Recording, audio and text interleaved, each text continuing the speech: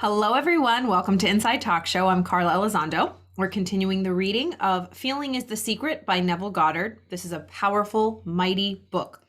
We are on chapter 2 entitled Sleep, part 3. This is the last part and my favorite part. Relax, pop in your earbuds, and just take a walk and listen. All right. Realization of your wish is accomplished by assuming the feeling of the wish fulfilled. You cannot fail unless you fail to convince yourself of the reality of your wish. A change of belief is confirmed by a change of expression. So when your outside world changes, that's a confirmation that your belief actually changed. But if your outside world stays the same, that's confirmation that your belief has stayed the same. Every night, as you drop off to sleep, feel satisfied and spotless. For your subconscious lover always forms the objective world in the image and likeness of your conception of it, the conception defined by your feeling. Basically, however you feel is what will grow in your life, your outside life. Whatever you feel inside will be objectified and made into form, manifest physical form on the outside. But more importantly, right before you drop off to sleep, because that 6 to 8 hours where we're totally shut off from the conscious thinking mind, the subconscious is sowing all of those seeds to harvest the next day. That's why it's so important to guard your mind, especially at night, right before you go to bed. The waking 2/3 of your life on earth ever corroborates or bears witness to your subconscious impressions. The actions and events of the day are effects. They are not causes. So all of the actions and events of today that you'll experience, they're all effects. They're all just receipts. They're all just the past showing you what your cause the night before sowed. Free will is only freedom of choice. We talked about free will in The Power of Awareness. If you want to listen to that whole book, you can scroll back. It might be easier to find on the YouTube because it has playlists of each book that I read from Neville, so that might be easier to follow. But we talked about free will. We think we have free will to act however we please, but we don't. We just have free will to react. The only real free will and control we have is on the inside of what we think. And that's what Viktor Frankl so beautifully wrote about in A Man's Search for Meaning. No matter what was happening on the outside world, the only control he had was on the inside. And then that determined his experience of the most horrific things. Okay. So the actions and events of the day are effects. They are not causes. Free will is only freedom of choice. Choose ye this day whom ye shall serve. Is your freedom to choose the kind of mood you assume. So the only freedom we have is the freedom to choose the kind of mood we assume. But the expression of the mood is the secret of the subconscious. The subconscious receives impressions only through the feeling of man, and in a way known only to itself, gives these impressions form and expression. So the actions and events of the day are just effects. They are not causes. The cause is the night before, in your mind, in your heart, in your feeling. That's the cause. The next day is just the effect. So it's like before you go to sleep, you're snapping a picture. You're putting all the parts of your day, how your life in every area. Okay, you go here, and you take a snapshot, and then you go to sleep. And then you wake up, and then you just experience the snapshot you took the night before. So the subconscious receives impressions only through the feelings of us, and in a way known only to itself, gives these impressions form and expression. The actions of us are determined by our subconscious impressions. So our actions are determined by our subconscious impressions. Our illusion of free will, our belief in freedom of action, is but ignorance of the causes which make us act. We think ourselves free because we have forgotten the link between ourselves and the event. We awake Okay, so when we're awake, man awake is under compulsion to express his subconscious impressions. Really, all we're doing all day is just expressing what's going on in here, in our minds. Man awake is under compulsion to express his subconscious impressions. If in the past he unwisely impressed himself, then let him begin to change his thoughts and feelings. So when we're awake, we're just taking what we impressed and we're expressing it. So whatever we impressed, we're going to express. What have we impressed? Well, we can tell because of what we are expressing, what is expressed in our outer world. Look around. All right, I got it. Now I see what I've been impressing on my mind. It could be either A, I love this. This is the dream. Wow, I'm really happy with this area and that area. Wow, I've really been impressing. I'm going to continue to impress this because I like what I see. Or B, I don't like that. What a nightmare. I'm upset. All right, I got to go back upstairs and see. That's what I've been impressing. This is what I've been impressing. This is what I've been impressing because this is what's being expressed. And it says if we want to change it. So if we in the past have been unwisely impressing ourselves with what we don't want, then we just begin to change our thought and feeling, for only as we do, we will change our world. Do not waste one moment in regret, for to think feelingly on the mistakes of the past is to reinfect yourself. This is that vicious cycle of allowing results to dictate your life rather than letting your thoughts dictate your life. So do not waste one moment in regret. For to think feelingly, to think about what you've done and really feel terrible about it, to think feelingly of the mistakes of the past is to reinfect yourself. And if you're reinfected in this moment, what are you going to see the next day? If you're reinfecting yourself, that's what you're impressing. And then you're just going to keep seeing that pushed outward. Let the dead bury the dead. Yesterday is gone. All we have is the present moment. And whatever we do in the present moment where we dwell feelingly is what will continually be expressed in our life. Turn from appearances. Deny your senses. Turn from appearances. Turn from the reality of the world, which is not real reality. It's just remnants and artifacts of the real reality that we create here. Turn from appearances and assume the feeling that would be yours were you already the one you wish to be. This is how I see it. We can live two ways. Well, we live two ways. The majority of us live like this. We start looking, hearing, looking, seeing, okay, taking in information. Okay, got it. Oh, that's terrible. Oh my God. Then we close our eyes. Oh my God, that's so terrible. Oh my God, that's so horrible. Open our eyes. Yeah, it keeps happening. Wow, this is terrible. Or I'm learning day by day, easier to live like this. You start with your eyes closed. Deny your senses. Shut out the world. How do I want to feel? Happiness, joy, love, peace, and really feel it. Tap into moments where I have felt like that in the past. Focus on all the beautiful feelings. I start here, then I open my eyes. Confirmation bias, my mind will see everything I just felt. It will weed out. It will stop focusing on the bad. It'll see the good because the good is there. The good is there. We just can't see it. We can't see it because we can't see it. So I'm confirmed. Oh, that's good. Then I close my eyes. Oh, I'm so grateful for all of that good. I open my eyes. I see more good. I see more good. So start within, then go without. Don't start without and then go within. It's a formula for big time struggle, pain, and mental illness, really. Discord. All right, so turn from appearances and assume the feeling that would be yours were you already the one you wish to be.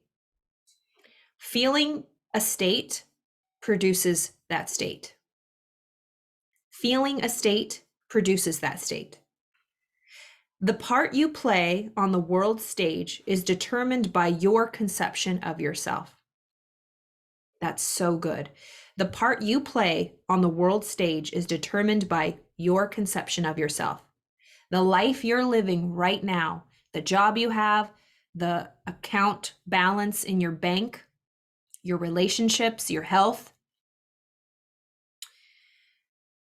your life and the way you're living right now is determined on your conception of yourself.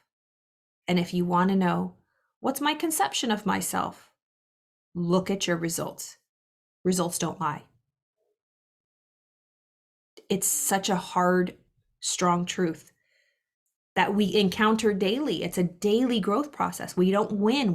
There's no finish line. Nobody's perfect, not one person. This is daily work. Doing this work, reading, studying yourself, upping, growing, stretching, always reaching for the next goal to grow, to be better for yourself and the world. It's like brushing your teeth every day. Do you brush your teeth every day? The answer is hopefully yes. Do this every day. You can't ignore this study. We eat to survive. Physical food, sustenance, bread, water, food, other things. We eat to keep this physical body alive. We must also feed the spirit, the unseen part, or it starves, shrivels up, and dies. And that's how most of us go through life. And we might ebb and flow. We always feed our body. That's just a given because we can see it and we understand it logically. But the unseen part, our spirit man, our soul, we must feed it. And that's the mental diet. How is your mental diet? Do you study every day? 20 minutes. It's not big. Don't get scared. But what resistance pops up when you are thinking about starting a new program, starting a new routine that feeds your inner spirit? You can do it. It's so life-changing. It's so life-changing. We must feed our spirit just as equally as we feed, maybe more than we feed our bodies. By feeling your wish fulfilled and quietly relaxing into sleep, you cast yourself in a star role to be played on earth tomorrow. And while asleep, you are rehearsed and instructed in your part. So the part you play on the world stage is determined by your conception of yourself, by feeling your wish fulfilled and quietly relaxing into sleep. So this is every night before you go to bed. Feel the person you want to be, then just go off to sleep in that feeling state, as opposed to going to bed with the stress and the worry of the day and how it happened. Deny that. Put it on a shelf and go in and tap into the feelings how you want to be before you go to sleep. So quietly relax into sleep. You cast yourself as a star role to be played on earth tomorrow. And while asleep, you are rehearsed and instructed in your part. The subconscious is working when you're sleeping. It's planting those seeds and the crops will come up tomorrow. The acceptance of the end automatically wills the means of realization. The acceptance of the end automatically wills the means for realization. Accept. Don't reject. Accept that you are winning. Accept that you have won. Accept that you have succeeded. Accept that you already have the job. Accept that you already have the relationship. Accept that you already have the money. That's all you got to do. That's planting the seed. But what we're doing is we're not accepting it because we're letting the outside evidence dictate and stop us and block us from accepting it. The acceptance of the end automatically wills the means of realization. Make no mistake about this. As you prepare for sleep, do not consciously feel yourself in the state of the, If, as you prepare for sleep, you do not consciously feel yourself into the state of the answered wish, then you will take with you into the chamber of her who conceived you the sum total of the reactions and feelings of the waking day. And while asleep, you will be instructed in the manner in which they will be expressed tomorrow. So this is the metaphorical, the chamber of sleep, the one who conceives you, the female subconscious part, the soil. So basically it's saying, when you prepare for sleep, if you don't consciously feel yourself in the state that you want to dwell in, you are just going to take the sum total of all the reactions and feelings of the day. That's what you'll plant. And then that's what you'll harvest tomorrow. Do you want more of the actions and feelings and reactions and events and drama to be planted in the soil right before you go to bed? So that when you wake up, that's what's going to pop up again? No. Before you go to bed, plant what you want. The feeling of what you want. The feeling in your heart, in your belly. That's what will be planted. Then that's what will pop up tomorrow. This is another thing that hit me when I read this was, we do feel better when we sleep, right? If you're stressed and you're worried about something, depending on the degree, when you sleep and you wake up, it's a little bit diminished, right? It's like kind of gone, depending on what it is. Or it'll come and hit you like a truck because it's so strong. But if there's been like worries, it'll usually be gone in the morning. It's not as prominent as it was at night, but it's just gone from the conscious thinking mind. So remember, they're saying in sleep, this is the chamber, the soil. So before we go to sleep, we, sort through the seeds. What seeds do you have here? Because once you go to sleep, that turns off and the seeds just fall down in here, marinate. And then that's what you'll see in the morning and throughout the day. But when we wake up, bing, in the morning, this is empty. This is emptied. All the seeds have already been gone. So we think, oh, wow, I'm all nice and clear. New day, new start. No. We've already predetermined the day from whatever seeds we planted here. So we think, I'm going to start a fresh day, but God damn it, all of these things keep popping up. See, this stuff doesn't work. No, your day starts the night before. Sow tomorrow's seeds tonight. Sow tomorrow's seeds tonight. Your day starts tonight. Tomorrow starts tonight in your mind. If you get that, I'm working on it. It's huge. You will rise. Oh, so this is where it goes. You will rise believing that you're a free agent because all of those conscious thoughts are gone, but really they're not gone. They're just brewing in the soil, which will be objectified. So we believe we're a free agent, not realizing that every action and event of the day is predetermined by our conception of ourself as we fell asleep. Your only freedom then is the freedom to react. You are free to choose how you feel and react to the day's drama, but the drama, the actions, events, and circumstances of the day have already been predetermined last night. Unless you consciously and purposely define the attitude of mind in which you go to sleep, you unconsciously go to sleep in the composite attitude of mind made up of all the feelings and reactions of the day. So he's saying it again in another way, just so we can really understand this. Unless you consciously and purposely define the attitude of mind with which you go to sleep, you unconsciously go to sleep in the copy of the attitude of mind that made up the whole day. So think of your mind like a copy machine, right? If this is where you put the paper, this is the machine that copies it. What copy is here? This, and what he's saying is this copy is just from everything that came into our minds throughout the day. See, hear, smell, taste, touch. That's what's written. That's the script. If we don't consciously edit it and be like, I didn't like that, let's kick this out, this is what I want. If we don't do that, if we just take the script that was given, everything that we hear, see, smell, taste, touch from the outside world, if we just take the script throughout the day, and just let it go, it goes into the copy machine, copies it, prints it out. The same thing the next day. So we have to take the script that was given us, rewrite it and edit it to how we want it. Then that's what's going to be copied, and then that's what's going to show up the next day. So unless you consciously and purposely define the attitude of mind with which you go to sleep, you unconsciously go to sleep in the composite attitude of mind made up of the feelings, all the feelings and reactions of the day. Every reaction makes a subconscious impression. And that's the cycle. Every reaction makes a subconscious impression, and then it's just like a vicious cycle. Every reaction makes a subconscious impression, and unless counteracted by an opposite and more dominant feeling, is the cause of future action. Ideas enveloped in feeling are creative actions.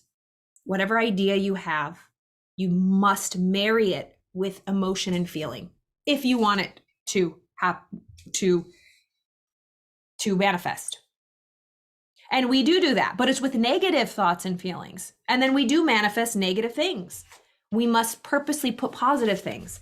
So ideas in our conscious thinking mind, enveloped in feeling, passed on under our skin, get in our heart. Ideas enveloped in feeling are creative actions. They become results in our life. Use your divine right wisely. Through your ability to think and feel, you have dominion over all creation. While you are awake, you are a gardener selecting seed for your garden. So right before you go to bed, you are preparing your garden for the next day. So right before you go to bed, think of yourself.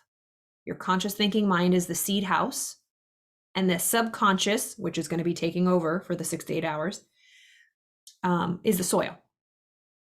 So while you're awake, you're the gardener selecting the seed for your garden. So before you go to bed, think of all the seeds, all the thoughts are seeds.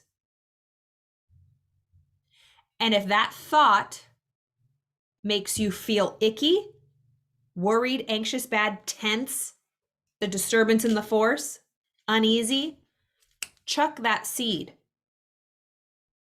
Focus on a seed. Just shift your focus on a seed that feels good.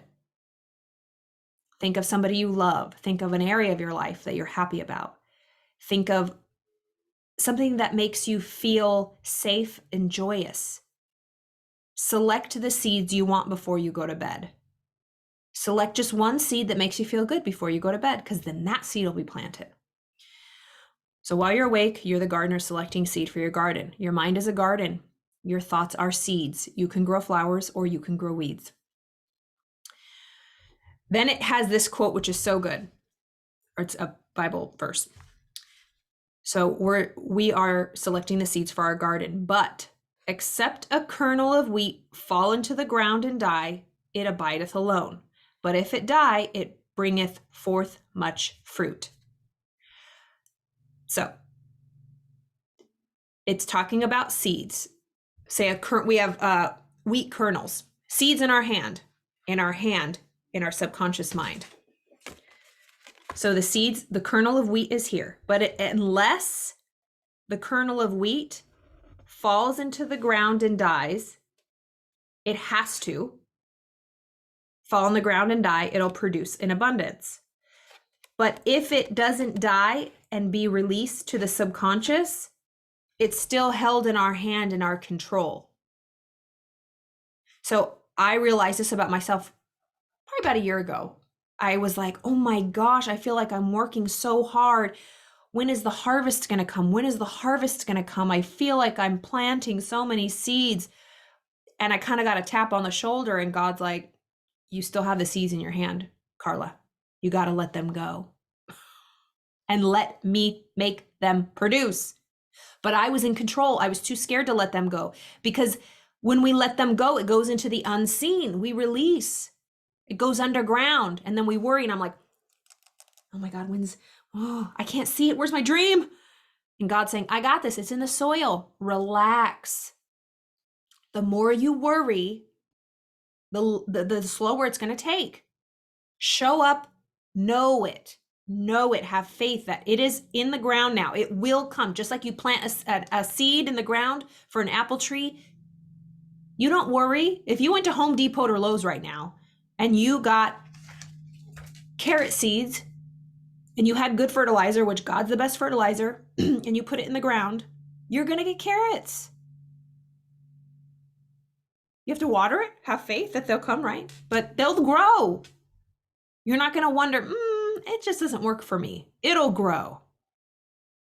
That's like our mind. So except a kernel of wheat fall into the ground and die, it's alone. All the seeds on the shelves at the, home improvement stores right now, they're alone. They're just seeds. But when we drop them into the ground and they start decaying and the seeds open and sprout, they will bring forth much fruit. Your conception of yourself as you fall asleep is the seed you drop into the ground of the subconscious. So whatever you think of yourself before you go to sleep, that's the seed you're planting. Dropping off to sleep, feeling satisfied and happy, compels conditions and events to appear in your world which confirm these attitudes of mind. Sleep is the doorway to heaven. What you take in as a feeling, you bring out as a condition, action, or object in space. So what you take in as a feeling, you bring out as a condition, action, or object in space. So sleep in the feeling of the wish fulfilled. As in consciousness, so on earth. This was good. Feeling is a Secret, Neville Goddard. Chapter 2, Sleep. Just finished that up. We'll continue tomorrow, but this is one of my favorite chapters, and this particular portion is so powerful. We cast ourselves in our life. If you're not happy with the role you're playing, recast yourself.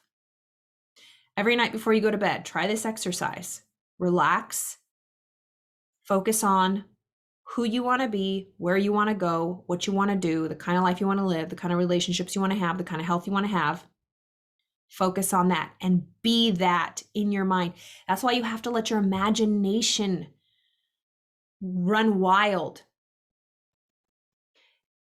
I urge you to try to imagine you already being everything you want to be and see how much resistance and doubt and fear and how and why, the buts, the hows, the whys will pop up, and you're just trying to imagine it. Isn't that silly? We have such boundaries and ceilings.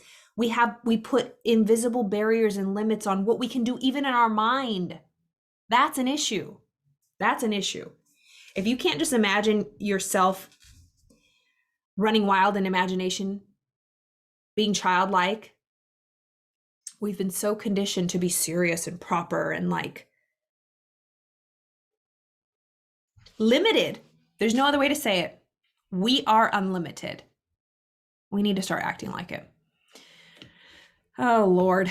As always, I love this. I do it every day. If you have any questions, click the link on my bio page. I run a powerful, powerful 6-month program. I study under Bob Proctor. I think that he is such a powerful teacher, and he resonates with me. He really knows how to combine the physical and spiritual aspects of personal development, and really just a way to live. It's a way to live. And I will never live any other way. Now, this type of work that I do daily and my clients do with me daily, it's like brushing my teeth. I am so much more happy. I enjoy life so much more. I am growing so much more. So if you want to go on that journey, give me a call, schedule a free call with me. I would love to chat, meet with you, and talk with you. And I'll see you guys